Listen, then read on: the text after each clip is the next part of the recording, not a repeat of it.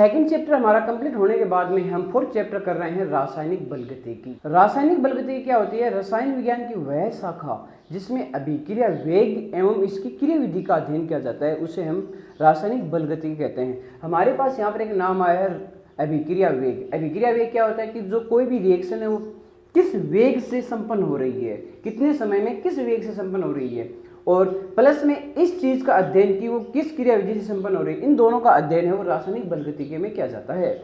हमारे पास दो अभिकारक हैं A प्लस B। यहाँ पर दो कंडीशन होंगी, यहाँ पर हो सकता है कि उत्पाद C बने भी और हो सकता है कि उत्पाद C न भी बने। तो उत्पाद C बनेगा या नहीं बनेगा ये डिपेंड करता है उष्मागतिकी पर।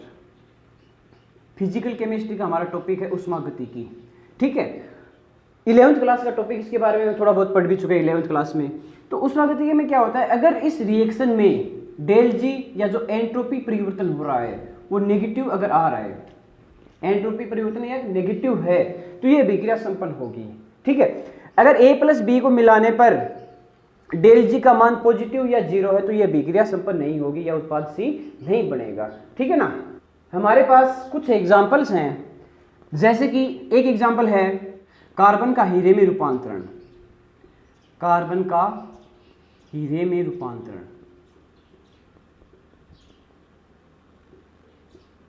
एक एग्जाम्पल हमारे पास है C2H5COO C2H5 एथिल एसीटेट में जब हम सोडियम हाइड्रोक्साइड मिलाते हैं तो यहां से हमारे पास C2H5COONA सोडियम एसीटेट प्लस में C2H5OH एथेनॉल बनता है। तो इन दोनों अभिक्रियाओं की अगर हम वेग की बात करें, इस अभिक्रिया का वेग है वो काफी धीमा होता है, इस अभिक्रिया का वेग काफी धीमा होता है, यानी कि ये अभिक्रिया संपन्न होने में लाखों साल लग जाते हैं। इसके विपरीत अगर हम इस अभिक्रिया की बात करें तो ये जो अभिक्रिया है वो सामान्य वेग से संपन्न होती है, कुछ मिनट लगती हैं।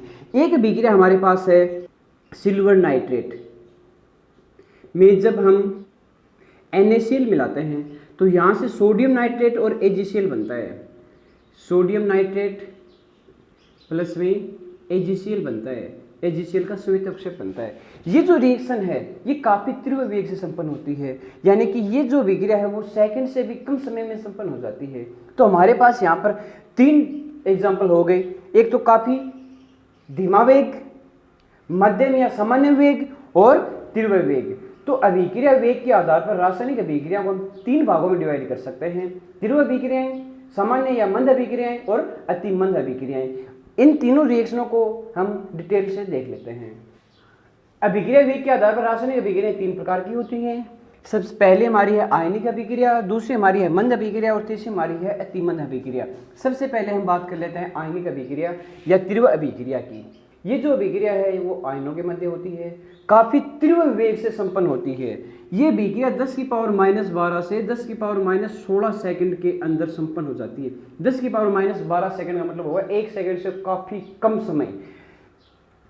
इस प्रकार की अभिक्रिया वो आयनों के मध्य संपन्न होने के कारण इस अभिक्रिया को हम आयनिक अभिक्रिया कहते हैं। जैसे कि हमने एक एग्जाम्पल लिया था थोड़ी देर पहले, जब सिल्वर नाइट्रेट में NaCl मिलाया जाता है तो सोडियम नाइट्रेट प्लस में NaCl बनता है। इस रिएक्शन में क्या होता है, देखो HgNO3 है, Hg प्लस और NO3 माइनस आयनों में टूटता है। NaCl है वो Na प्लस और Cl माइनस आयनों में टूटता है। कोई भी अभिक्रिया जब होती है तो विपरीत आवेश हैं वो आपस में जुड़ते हैं। तो यहाँ से Na प्लस के साथ में NO3 माइनस जुड़ता है, रिएक्शन के समय की बात कर रहा हूँ, और Hg प्लस के साथ में Cl माइनस जुड़ता है। तो यहाँ पर हमारे पास उत्पाद आ गया HgCl और सोडियम नाइट्रेट। हमेशा धन मूलक को पहले लिखते हैं और ऋण मूलक को बाद में लिखते हैं।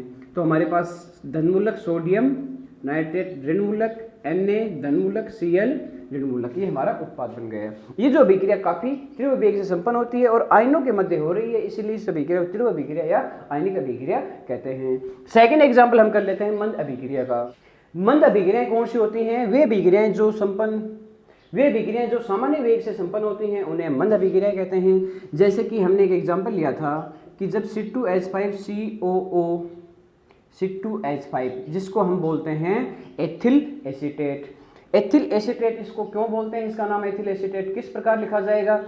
IUPAC नामकरण, सामान्य नामकरण और व्युत्पन्न नामकरण, इन तीनों नामकरणों की हमने डिटेल से पहले बात कर ली है।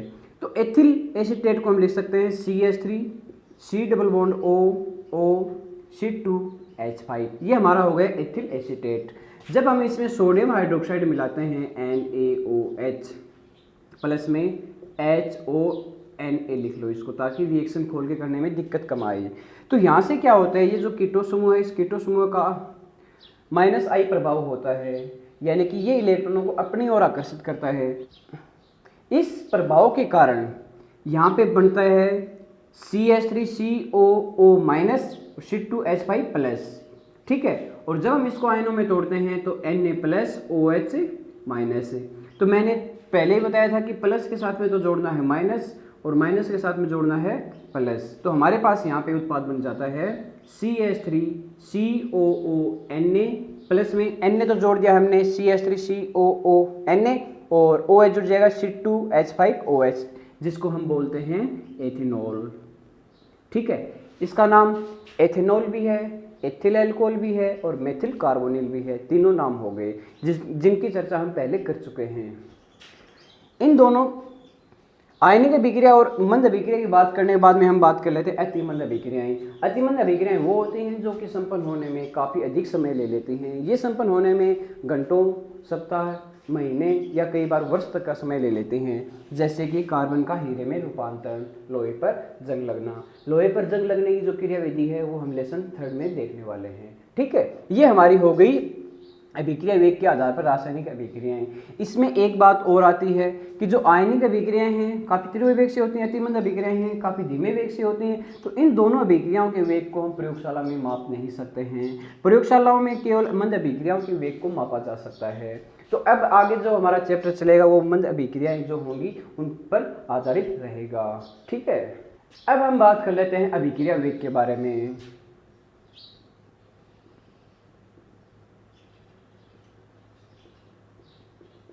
अभिक्रिया वेग, हमें पता है कि किसी भी अभिकारक की जो सांद्रता होती है, जब तक वो उत्पाद में नहीं बदला है तो उसकी जो सांद्रता है वो 100% मानी जाती है, चाहे सांद्रता कितनी भी हो। जब ये उत्पाद में बदलता है तो इसकी सांद्रता कम होने लगती है और अंत में काफ़ी कम हो जाती है, 0 नहीं दर्शाते हैं हम।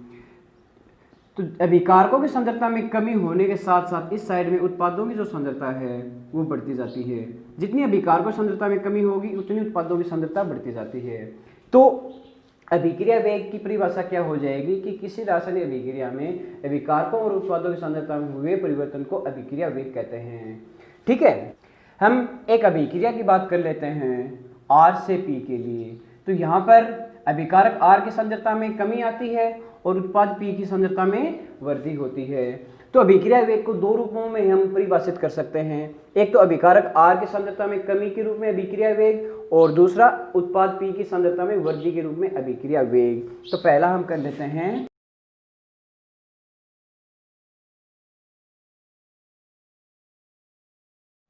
अभिकारक R की सांद्रता में कमी के रूप में अभिक्रिया वेग किसके इक्वल हो जाएगा? अभिकारक R की सांद्रता में कमी, अभिकारक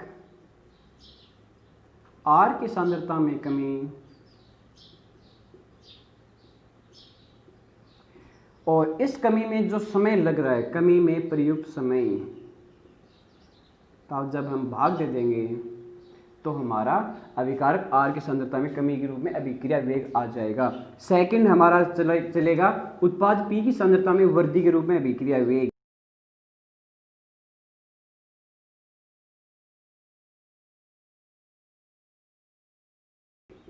सेम वही रह जाएगा, उत्पाद P की सांद्रता में वृद्धि, उत्पाद P की सांद्रता में वृद्धि बटे वृद्धि में प्रयुक्त समय।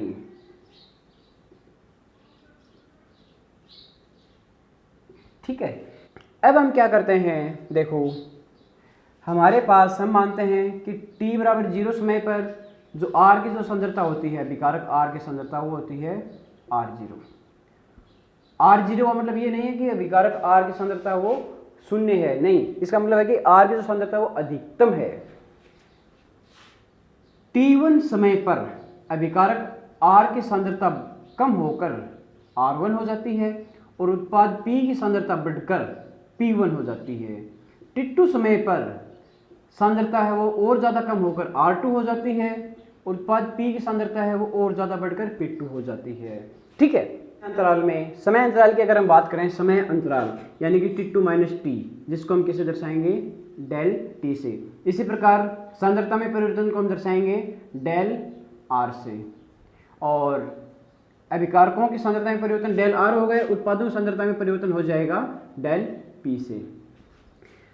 इस समय अंतराल में यानी कि डेल टी समय में अभिकारकों की सांद्रता में कमी के रूप में अभिक्रिया वेग की दर क्या होगी, उत्पाद पी की सांद्रता में वृद्धि के रूप में अभिक्रिया वेग की दर क्या होगी, इसका डिस्कस अब हम करने वाले हैं। तो अभिकारक आर की सांद्रता में कमी किसके इक्वल हो जाएगी भाई, डेल आर की इक्वल, डेल आर के इक्वल, और कमी में प्रयुक्त समय किसके इक्वल हो जाएगा, डेल टी इक्वल। साथ में यहाँ पर आप माइनस लगाना नहीं भूलें, यहाँ पर जो माइनस है वो केवल और केवल अभिकारकों की सांद्रता में कमी को व्यक्त करेगा।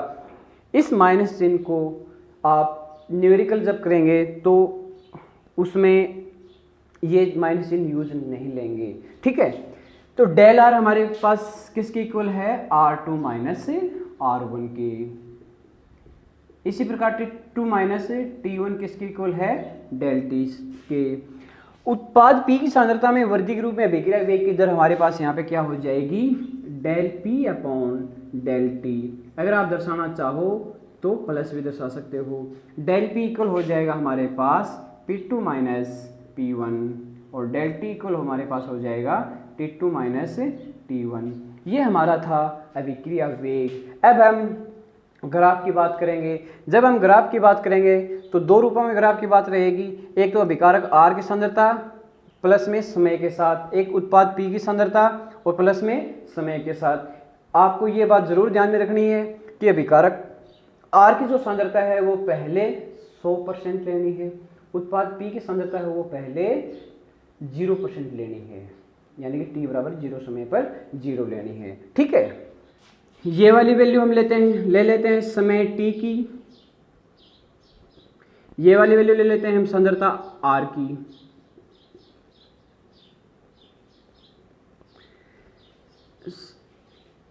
सांद्रता R ले रहे हैं यानी कि अभिकारक सांद्रता ले रहे हैं, और अभिकारक सांद्रता t बराबर 0 समय पर, ये है 0, अधिकतम होगी, ये है आपकी अधिकतम 100%। जैसे जैसे समय बढ़ता जाएगा सांद्रता R में कमी आती जाएगी, हमने थोड़ी देर पहले किया था, और वो उस कमी को हम डेल आर से दर्शाते हैं।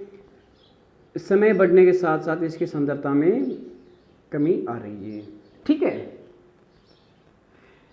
इसी प्रकार अगर हम बात करें उत्पाद P व समय t के मध्य ग्राफ की, तो देखो किस प्रकार बनेगा। ये हमारी वैल्यू रह जाएगी समय t की और ये रह जाएगी सांद्रता P की। यहाँ पे ध्यान में रखने वाली बात यह है कि t बराबर 0 समय पर जो उत्पादों की जो सांद्रता होती है वो 0 होती है, और समय बढ़ने के साथ साथ ये सांद्रता बढ़ती जाती है, और ग्राफ हमारा कुछ इस प्रकार से बनता है। अब हम परीक्षा की दृष्टि से अगर क्वेश्चन की बात करें तो क्वेश्चन 3 प्रकार से आ सकता है। पहला, अभिकारक सांद्रता R व T के मध्य आलेख खींचिए, उत्पादों की सांद्रता P व T के मध्य ग्राफ खींचिए। तीसरा आ सकता है कि अभिक्रिया वेग के लिए सांद्रता व समय के मध्य ग्राफ खींचिए। अभिक्रिया वेग के लिए सांद्रता व समय के मध्य ग्राफ की अगर बात करेगा तो इन दोनों ग्राफ के मिक्स रूप की बात करेगा, और कैसे बनेगा देखो। अब की बार ये हमारा समय t रह जाएगा और ये हमारी सांद्रता। इसको दर्शाना चाहो तो c से भी दर्शा सकते हो, अगर न दर्शाना चाहो तो छोड़ भी सकते हो। सबसे पहले हम वही अभिकारक R व T के मध्य वाले ग्राफ को दर्शाएंगे, उसके बाद में उत्पाद P व T के मध्य वाले ग्राफ को दर्शाएंगे। तो ये वाला जो ग्राफ हमारा आया है वो किसके लिए आया है, सांद्रता व समय के मध्य ग्राफ, सांद्रता व समय के मध्य ग्राफ। ठीक है, अगले पार्ट में हम पढ़ेंगे औसत वेग पाक्षिक वेग, प्रारंभिक वेग और न्यूमेरिकल। तब तक धन्यवाद।